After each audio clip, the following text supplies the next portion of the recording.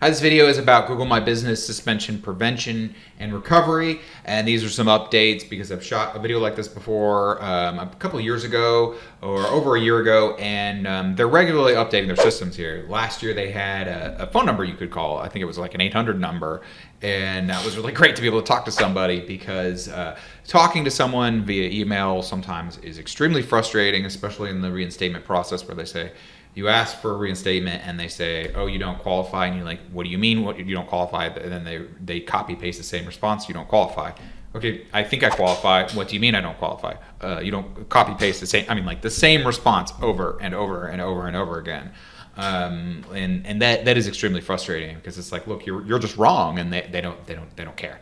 And so one of the ways to alleviate this is to actually reduce your odds of getting a suspension in the first place. And so I'm going to talk about that in this video as well, the prevention.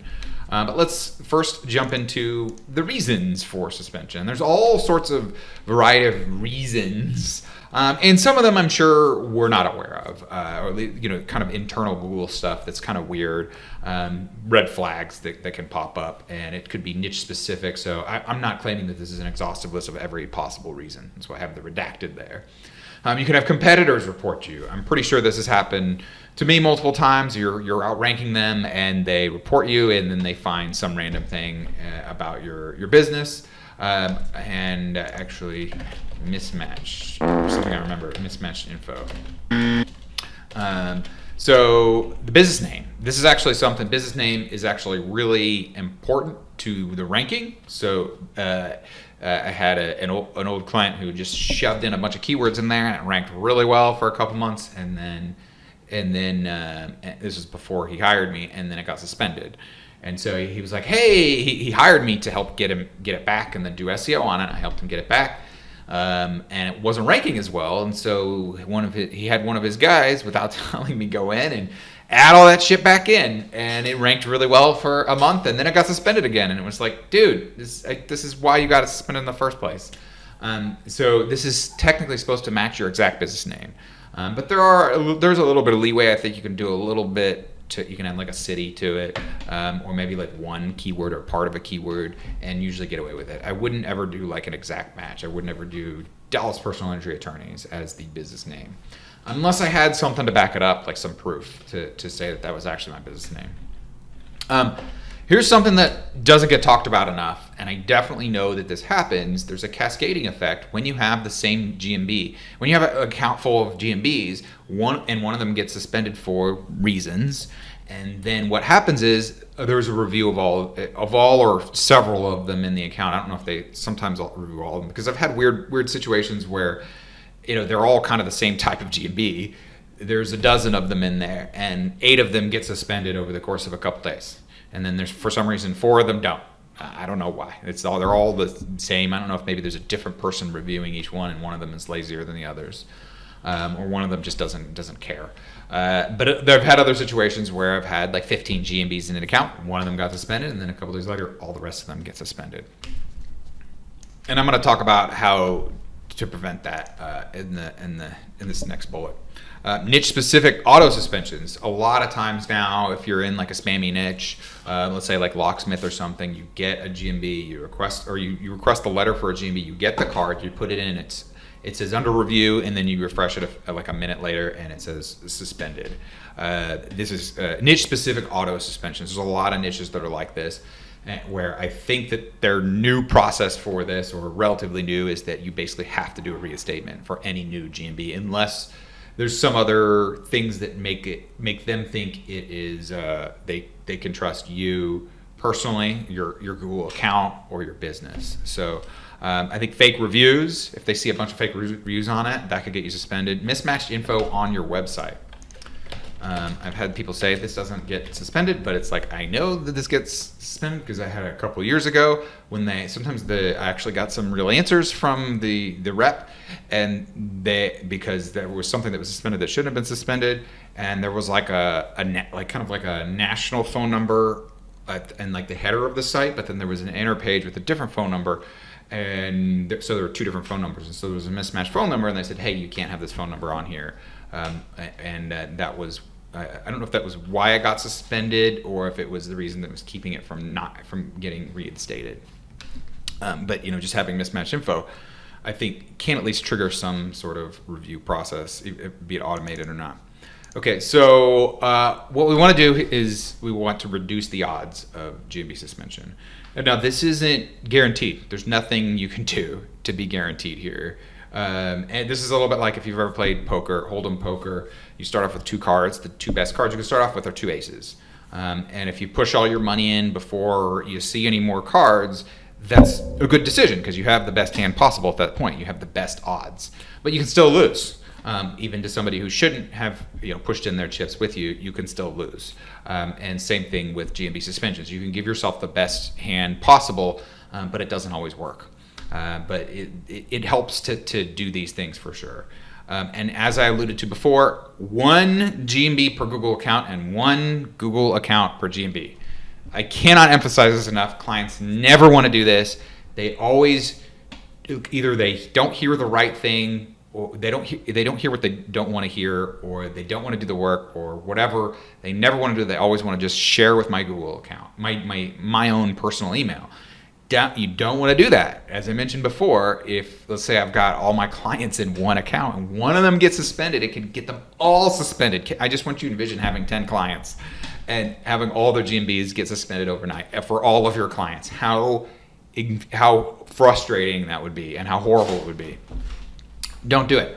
I know it's extra work, but there's getting a GMB suspended is incredibly awful, especially one that's ranking really well. If you just created it, okay, it's not such a big deal. But if you've got one, you've been working on it for a year, and you put all this SEO into it, and it's ranking, and you can't get it back, or it's really hard to get back sometimes. Some things are harder or easier to get back. Then boom, it's really crappy. Business name. Don't spam the business name. We talked about it before. If you put a bunch of keywords in your business name, you're going to get suspended eventually. You're going to rank better for a little bit, and then you're going to get suspended. So, but you can put a little bit in there. Don't change the primary GMB category once verified. Once it's verified, if you change the GMB category, it can either trigger a re-verification or it can trigger a suspension. Or sometimes it can just be fine. But I wouldn't do this. So I would verify it in the correct category to start with and leave it there. This is another one that I don't really hear people talking about much, which is logging into the GMB regularly and doing anything, just something. Logging in, this is why I think a lot of people are like, oh, you should GMB post. And it's like, I think that you get a lot of the benefit from that just because you're in there being active in their property. And you could be doing something else. You could be updating your description. You could be updating your GMB business website. You could be responding to reviews. You could be adding services. You could be adding special hours. There's all sorts of different things you can do inside the GMB. Google trusts GMBs more where the business owner logs into regularly. Think about it like this: a spammy GMB that's like a lead gen one that isn't a real business. They're probably not going to log into it very often. They might even go years without logging into it. I think that there does come a point if a GMB isn't logged into for a while, it will eventually die. And like if you don't log into it for 2 years, then you're clearly not. You're either asleep at the wheel or you're just not interested in the business anymore. And so I think Google will either suspend it or it'll just not rank. They'll ghost it. Okay, so the requesting the reinstatement. I guess beer is recommended because this is especially when there's a client and they have a really important GMB, this really, really upsets them. If you're doing lead gen and you have a fake GMB, it's a little less upsetting because it's sort of like, oh, I got caught, oops. And it's a little bit harder to get back. Not that you can definitely get it back. But if with a client, they're just like, why? I didn't do anything wrong. And sometimes they might even blame you, even though it has nothing to do with you.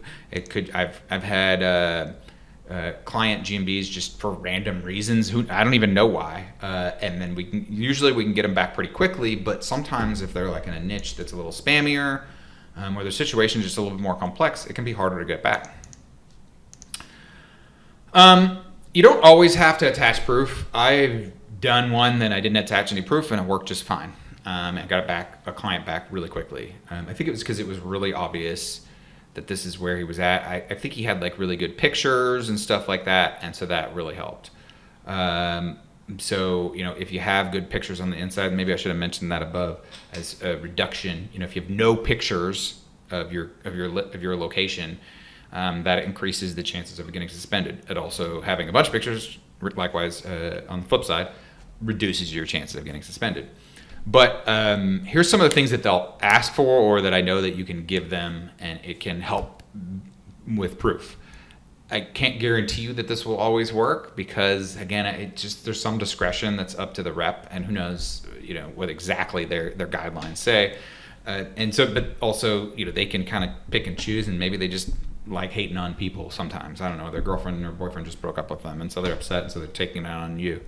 But you can attach a storefront picture, a utility bill, a business registration or DBA info. I may or may not have photoshopped some of these things before. I cannot confirm or deny having done that.